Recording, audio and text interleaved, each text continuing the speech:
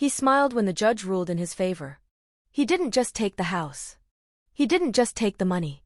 He didn't just take my name, my reputation, and my silence. He took something far more dangerous, something that would destroy everything he thought he'd won. At that moment, standing in that cold courtroom, I asked myself one question: is losing everything the end, or is it the beginning of real power? Let me ask you something before we begin. Backhand index pointing right. If someone took everything from you, money, home, dignity, what would you do next? Backhand index pointing right. Would you walk away quietly? Or would you wait for the perfect moment? Tell me in the comments, because this story will make you rethink what winning really means. Point 1. The marriage everyone envied. When people looked at us, they saw perfection. A successful husband. A supportive wife. A home that looked like it belonged on a magazine cover. What they didn't see was how carefully that illusion was built on my silence. Point 2. The first betrayal was silent. The first betrayal didn't come with shouting. It didn't come with slammed doors or obvious cruelty. It came quietly, disguised as responsibility. Daniel started saying things like, "I'll take care of the paperwork." At first, I was relieved. I trusted him. He was the organized one. The calm one. The one who understood how the world worked. When a new savings account was opened, my name wasn't on it. When investments were discussed, I wasn't invited. When legal documents arrived in the mail, they were already signed, his signature neat and confident, mine missing entirely. I told myself it was temporary. I told myself it was practical. I told myself love didn't need paperwork, but love should never erase you. The more successful he became, the smaller my world grew. I stopped asking questions because every question felt like an accusation in his eyes. He'd sigh, rub his temples, and say, "Do you have any idea how much pressure I'm under?" So I learned to apologize for curiosity. That's how control works, not by force, but by exhaustion. It was around that time I noticed something else. He stopped including me in conversations, even casual ones. At dinners with friends, he spoke about me instead of to me. "She doesn't really handle finances. She prefers not to get involved. She trusts me completely." Each sentence sounded harmless. Together, they built a version of me that didn't exist. A version that would later be very useful in court. The first real crack appeared one evening when I asked for access to our main account, not because I wanted to spend. Because I wanted to see. He froze, just for half a second. Not long enough for anyone else to notice, but long enough for me to feel it. Then he smiled. "Why now?" he asked, casually. I shrugged. "I just think I should know what's going on." That smile tightened. "I handle all of that. It's complicated." "I can learn," I said. That's when his tone changed. "This isn't about learning. It's about trust." And just like that, I was the problem. After that night, things moved faster, though I didn't realize it then. Mail started disappearing. Passwords changed. Meetings happened when I wasn't home. Once, I accidentally answered his phone. The call ended the moment the person realized it wasn't him. Another time, I found a legal envelope hidden behind old tax files. My name wasn't on it. The word consultation was printed in bold near the top. When I asked him about it, he laughed. "Work stuff," he said. "You worry too much." And I let it go, because letting it go was easier than admitting what it might mean. Looking back now, I understand something I didn't then. Divorce doesn't start with lawyers. It starts with rewriting the story. He was already preparing his version, where I was uninvolved, irresponsible, dependent, where everything he built belonged to him alone, and where I was replaceable. The night he finally told me he wanted a divorce, he wasn't angry. He was calm. That calm was terrifying. He sat across from me at the kitchen table, the same table where we'd celebrated promotions, birthdays, and promises. "I think this marriage has run its course," he said. No apology. No explanation. No emotion. I felt the floor disappear beneath me. "What about everything we built?" I asked. He didn't hesitate. "I built it." That sentence landed harder than anything else. Within weeks, the house felt like it wasn't mine anymore. Lawyers' letters arrived addressed only to him. Accounts I thought were joint suddenly weren't.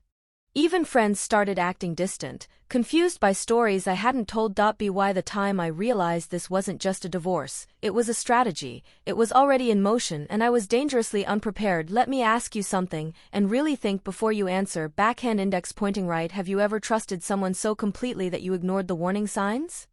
Backhand index pointing right. At what point does love turn into surrender?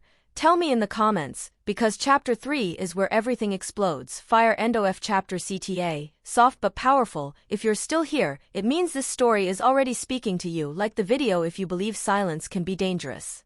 Subscribe if you want to see what happens when silence finally breaks, because next, he doesn't just ask for a divorce. He takes it to court. I met Daniel when I was 26. He was confident, articulate, and ambitious in a way that made you feel safe just standing near him.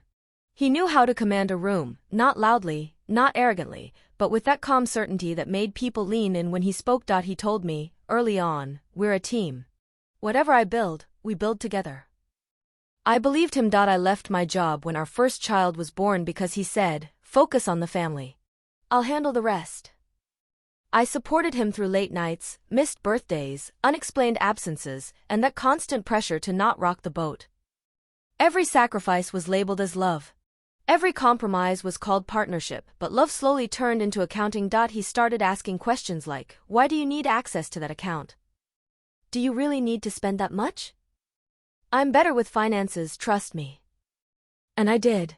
Because trusting him felt easier than admitting I was disappearing. By the time I realized what was happening, my name was missing from documents, accounts, and decisions. I wasn't a wife anymore. I was an accessory. Point 3. The day he took it to court, the courtroom didn't feel real at first. It felt like a stage, too quiet, too polished, as if real life wasn't supposed to happen there. I remember thinking how strange it was that something so cold and official would decide the most personal parts of my life. Daniel walked in like he belonged there, not nervous, not rushed. Prepared. He wore the same calm expression he used in board meetings and negotiations, the face of a man who already knew the outcome. I, on the other hand, was holding a folder that suddenly felt far too thin. His lawyer spoke first. She talked about responsibility, about structure, about financial stability. Then she talked about me. Or rather, the version of me they had created. She has never been involved in financial planning. She has no independent income. She relied entirely on her husband's judgment.